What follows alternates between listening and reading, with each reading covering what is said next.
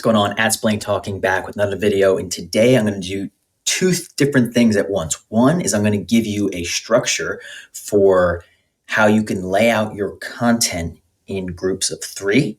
And then also what I'm going to do in those three groups, and there's actually three different strategies. I'm going to talk to you through how you can create video content if you're currently struggling.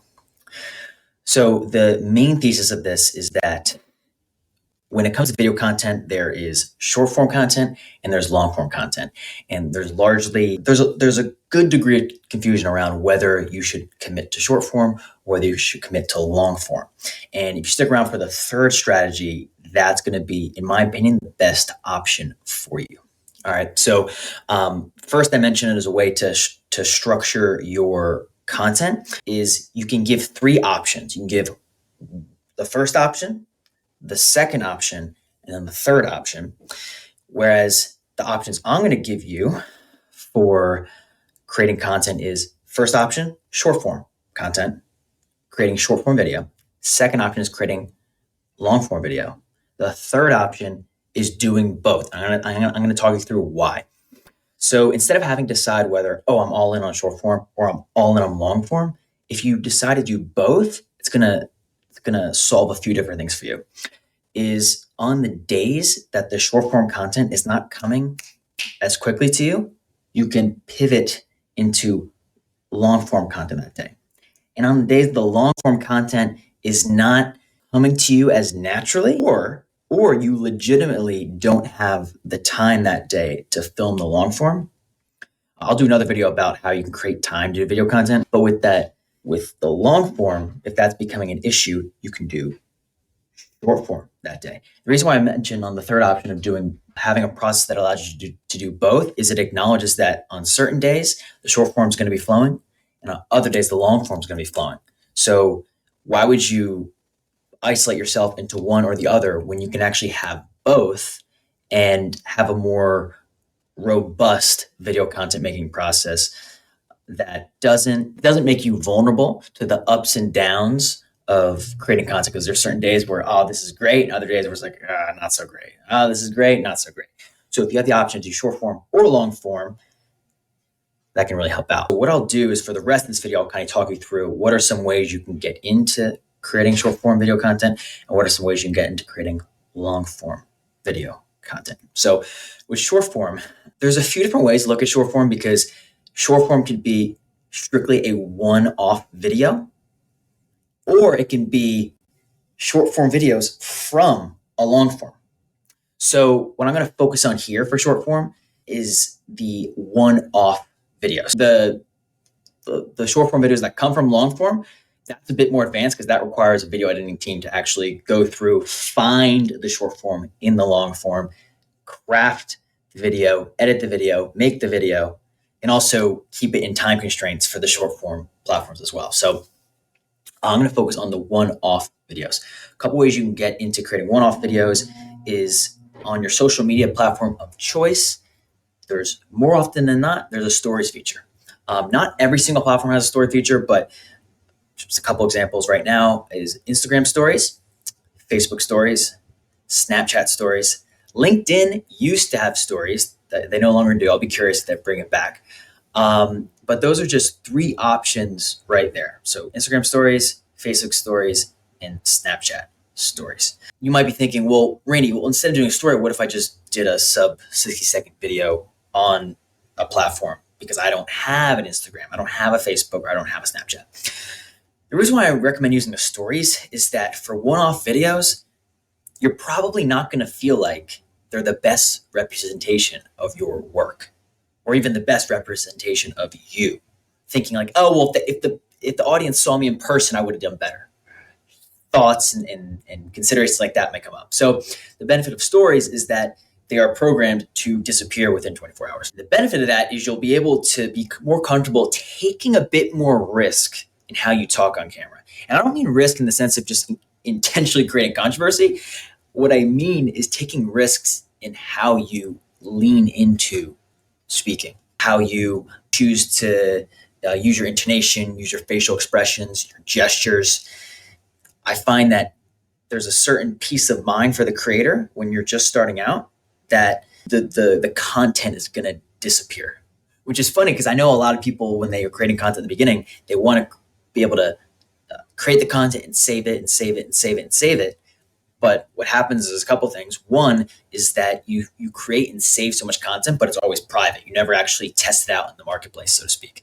And that's going to feed into a couple different things. It's going to feel like, no one wants to listen to me. Or another part is going to be the kind of that imposter syndrome that might come up if you're creating so much content in private and never sharing it publicly.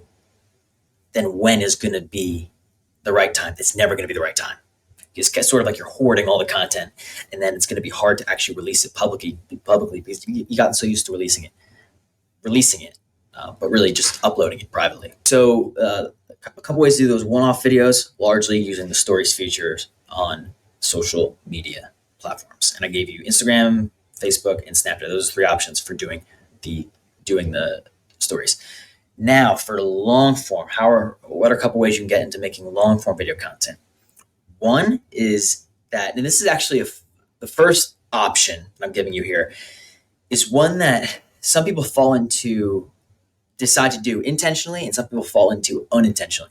And that's a podcast episode. So you can think of a podcast episode as a long form interview with 2 or more people, or a solo episode with one person talking to the audience, kind of like what I'm doing right now. The ways you can move into the long form is a podcast episode where you do a solo episode like I'm doing right now, or you can do a conversational episode between 2 or more people.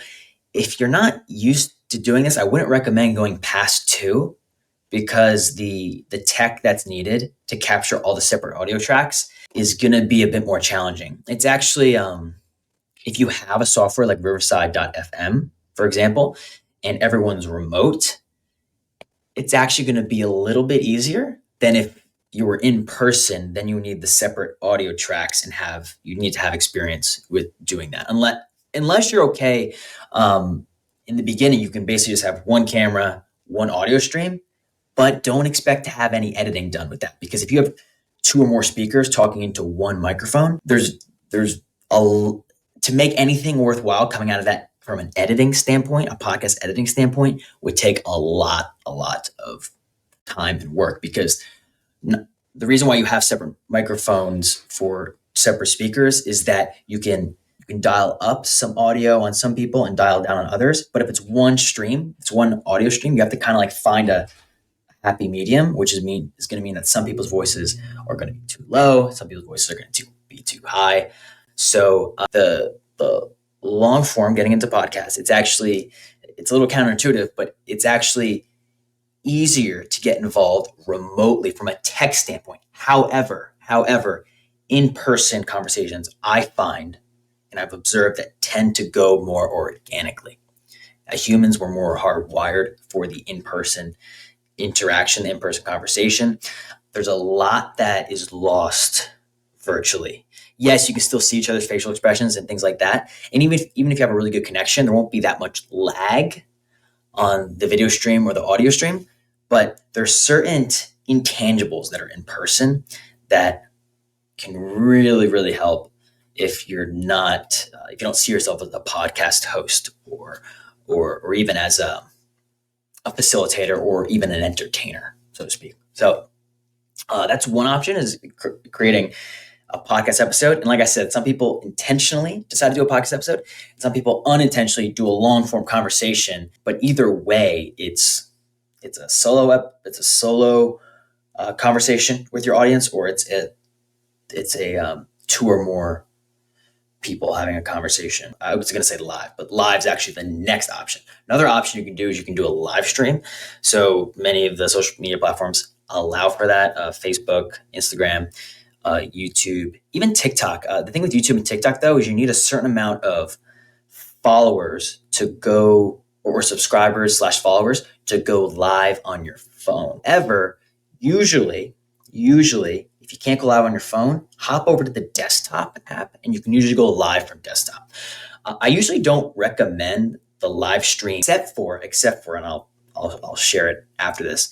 I usually don't recommend doing the live stream as your first choice, is because if you haven't done video content, there's a good chance you don't have the tech set up and the hardware to make sure the live stream is not incredibly grainy.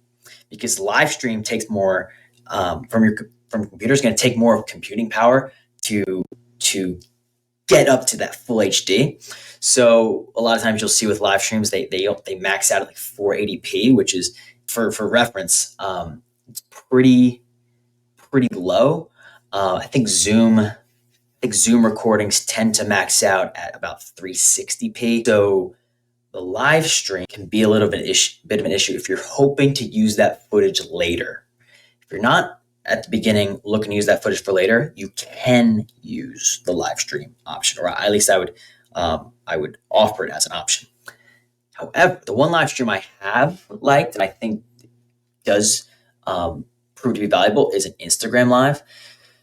Partially because I mentioned earlier about with the remote podcast interviews, is that there's a certain amount that's lost virtually, even though technically you can get your separate audio tracks and your separate video tracks a bit easier than if you had to be in person and set up 2 to 3 cameras, 2 to 3 audio streams, and what have you. But the reason why I like Instagram Live is you largely, I would have to double check on this. I don't believe you can go live from your desktop Instagram. It has to be on your phone. And also your phone is going to be in that portrait mode, which, like, I'm filming this video right now. I mean, you might be seeing it in portrait, but I'm filming this in landscape, which is, think of like long form YouTube videos, or when you're just watching TV, it's horizontal, it's in landscape. The Instagram Live I like because in a previous video of mine, I talked about how it's actually easier to create video content if you're holding your phone. It's easier to do it when you are having your phone in portrait. It's easier because that's the way we actually hold our phones in portrait. Well, it's very unlikely we hold our phones sideways, except for old phones in the past when we had like not the keyboard, the numbers this way, and then you flip it up over this way for the keyboard. But the other benefit of creating video content with the portrait setup, is that your background is not going to be as important. And I know that's a big pain point of feeling like, I don't have a place to film content that I feel is a good spot to film. With the portrait, a lot of the outsides is going to be cut in to just have focus on you. So you're going to be seeing very little of the background. So Instagram Live I find is a good option for a few reasons. And then also the fact that you're each using your phone, I believe keeps it a bit more conversational than if you're both sitting at a desktop computer or at a laptop with a webcam and feeling like, okay, this is an interview. The phone keeps it a bit more casual, which I feel like is important, especially in the beginning, because it's very easy to psych yourself out of, to a degree, making it too serious, the video content you're doing, because a lot of the big value you get from doing video content is giving your audience the ability to be a fly on the wall to the conversations you're already having. And if you're taking it, I'm putting it in quotes, if you're taking it too seriously, what happens is you can tend to psych yourself out to be like, I have to be a certain way right now. I have to be a certain authority. I have to be a certain expert right now. But if you trust that you have a certain level of expertise that's worth sharing, and you have a certain level of value that you can share, and focus on allowing your audience to have that experience be as if they were a fly on the wall to that conversation, it's my belief that you'll actually create better content. So all that being said, I actually not sure what the runtime is on this video right now, but what I'm going to do is I'm going to wrap this one up today. I'm just going to summarize a few things that we talked about. Is when you are creating content, think about it doing it 3 different ways. Creating video content, you can think about it in 3 ways. You can do short form video content, you can do long form video content, or you can do both short form and long form video content. And my recommendation is to do the third, because it allows you to account for the challenges that come on some days when short form is not flowing. You have long form you can do. On the days long form is not working, or even I didn't mention this in the video, but even if let's say the person you're interviewing can't show up that day, so then now your long form is not happening, you can do a solo long form Or if that's still not happening, you can back over to short form. And then I also talked about the way you can structure content when you're laying out an idea. I didn't go super in depth to that, so I'll cover it briefly now. Is that when you have three different options, you can have, for example, you can have option one is this is not the way I did it, but you can do option one is the old way. Option two is the new way. Option three is a combination of old and new. Another way is you could say you have option A, you have option B, and in position it where it's like a yes or no. People think, oh, it's either this or that. Similar to what I did here is like you have to either commit to doing short form or long form. But this third way, this new way, is to do both. Like you actually don't have to decide between this and that and commit wholeheartedly to one or the other. You can actually commit to doing both for the reasons that I mentioned. All right. So I hope you enjoy this one. I will be talking with you in the next one. All right. Peace.